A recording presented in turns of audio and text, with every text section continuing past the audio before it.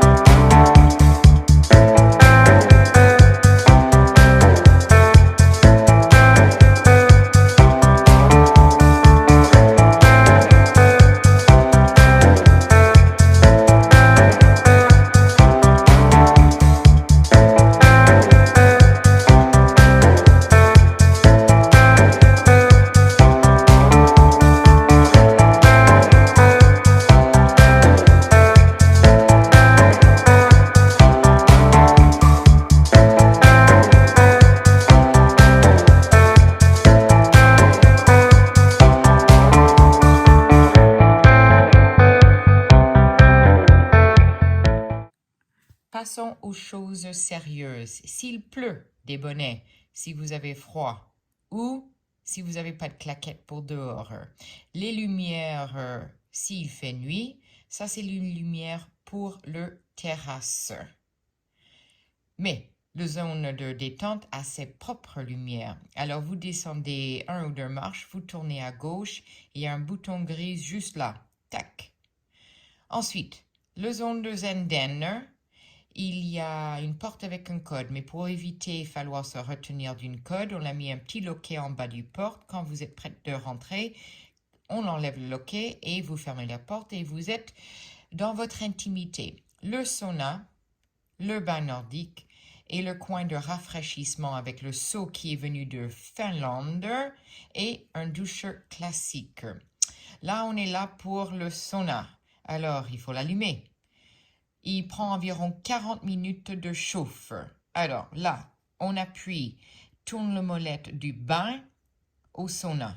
Step numéro 1. On ne peut pas chauffer les deux, mais ne vous inquiétez pas, vous pouvez utiliser les deux en même temps. La deuxième étape, il faut rentrer dans le sauna et tourner ce petit molette jusqu'à numéro 2 ou 3 heures. Ça veut dire que le temps que ça chauffe et le temps que vous faites votre séance. Vous verrez, il y a une lumière qui s'allume. Ça veut dire que vous avez bien fait. Dans votre chambre, 2 serviettes noires qui sont la longueur du banc si vous souhaitez vous coucher ou si vous souhaitez vous asseoir. Pour ajouter un peu d'humidité, vous pouvez utiliser un spray ou vous pouvez utiliser un seau. L'eau des deux vient du douche. Quand vous avez fini, vous mettez sur 0. Vous verrez plus de lumière.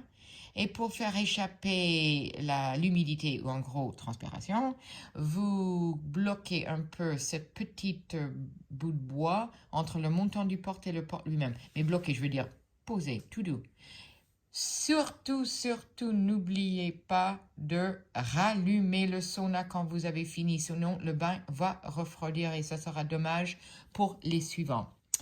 Le bain a un couvercle en 3 morceaux.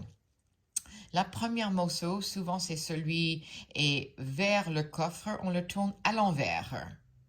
Comme ça, tout le saleté va sur le coffre. La deuxième, par contre, vous le soulevez et vous le gardez à l'endroit et vous le posez par-dessus le premier. Et le troisième, je veux dire, pareil, comme la deuxième, vous le posez par-dessus. Profitez de votre bain. Et ensuite, à l'envers, on repose numéro 1, on repose numéro 2, et ensuite on retourne numéro 3.